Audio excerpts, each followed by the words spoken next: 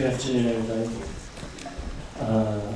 You have such stamina. It's sensational stuff, though, and on a weekend.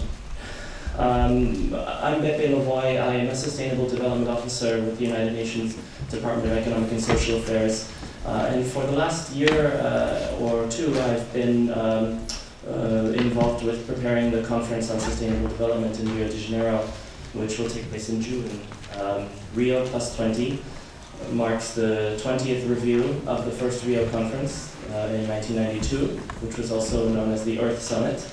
But really, the Rio process was born out of a number of landmark outcomes and summits that some people would call Rio Plus 20, actually Stockholm Plus 40, because it refers back to the first environmental conference.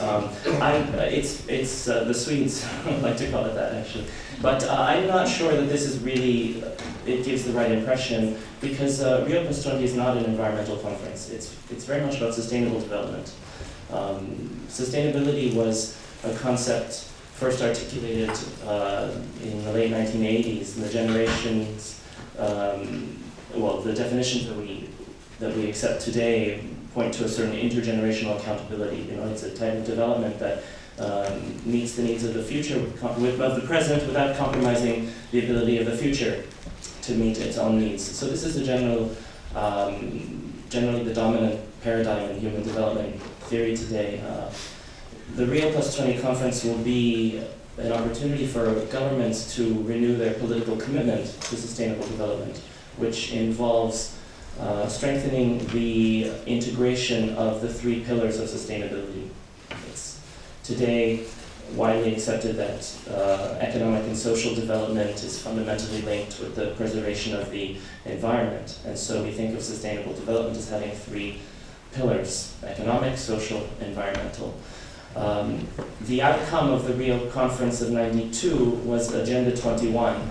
One of them outcomes was the global plan of action for how to implement sustainability at all levels of society, and today it's still considered to be essentially the gold standard outcome document. So in June, looking at how to strengthen Agenda 21, how to accelerate its implementation, and to look at the different gaps that have existed in the last 20 years, this constitutes renewing political commitment. Along with that comes the coherence of the international system to support this agenda. The conference has a number of themes. In fact, it's going to look mainly at the context of the green economy as it pertains to eradicating poverty, as green economy can be thought of as a mechanism for implementing sustainable development, as it should be a tool for achieving integration of the three pillars of sustainable development. But over the course of the last several years, governments have started to place other themes on the agenda of Rio Plus 20 that have not been traditionally thought of were not thought of as challenges in 1992, were largely absent. They were not elaborated in the Millennium Development Goals in 2000. So far, there's about 7 themes that are emerging. These are sort of priorities that don't necessarily have a home within intergovernmental negotiations right now. They involve things like jobs, creating green and decent jobs for all as part of the green economy, the nexus between energy, food, and water, the problem of creating sustainable cities and urbanization, resilience to natural disasters. What's very useful about these themes is that they are vivid in the minds of the public. It's very easy for us to imagine our relationship to things like food security or energy, but if they're shaped properly, they can also provide useful targets and tools for policymakers as well, to really place some of these things on the international agenda for the first time. Something to remember about Rio Plus 20, it will be another UN conference in many ways.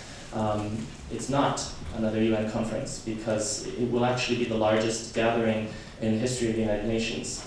The Secretary General has called Rio Plus 20 the most important conference in the history of the United Nations because the scope is so large, because the issues are so consequential. It's something that touches the lives of everyone. When we're looking at how negotiations around Rio are going, I have to say there's probably more agreement among governments than there is disagreement. The question is on implementation, and this is what the conference needs to focus on.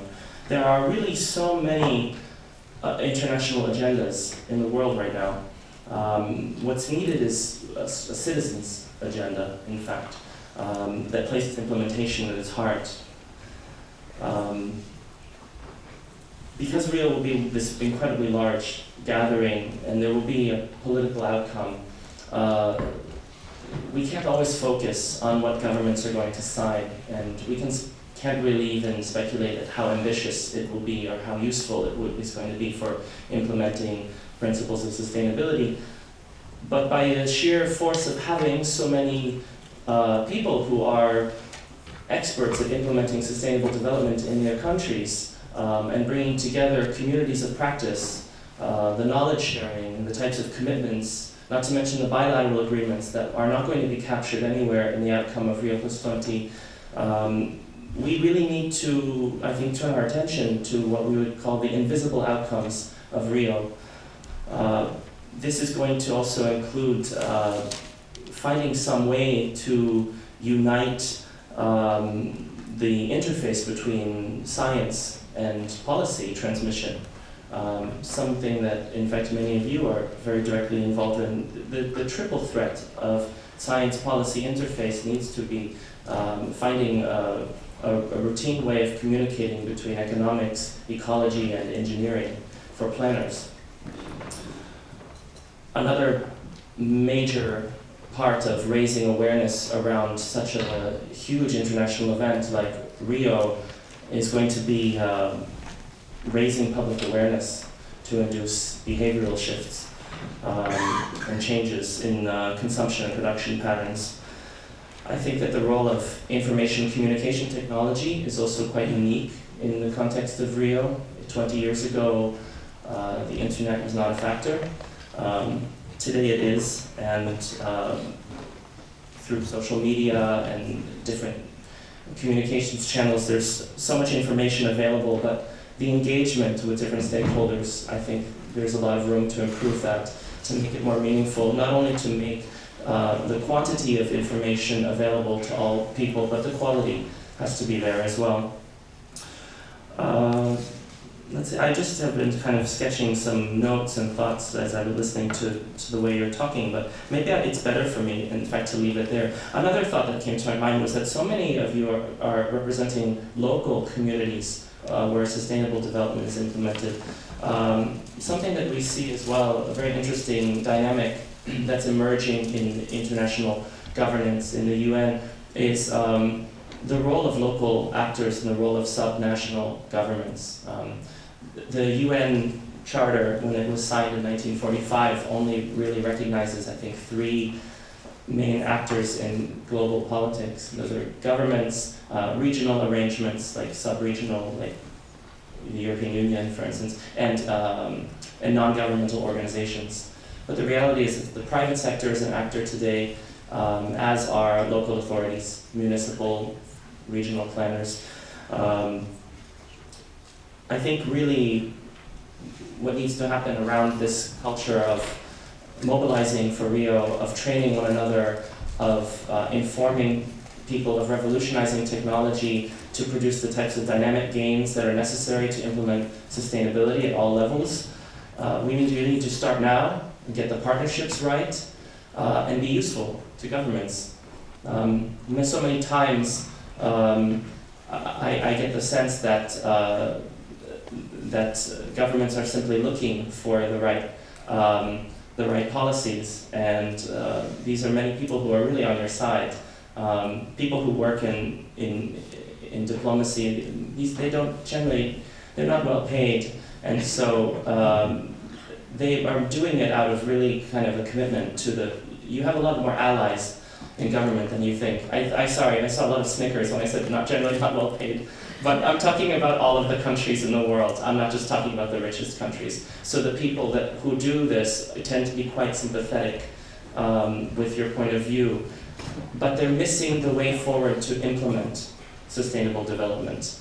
This is, I think, where we can all be much more helpful. We can really be partners. So I'll leave it there, and maybe we just leave the rest of it to questions.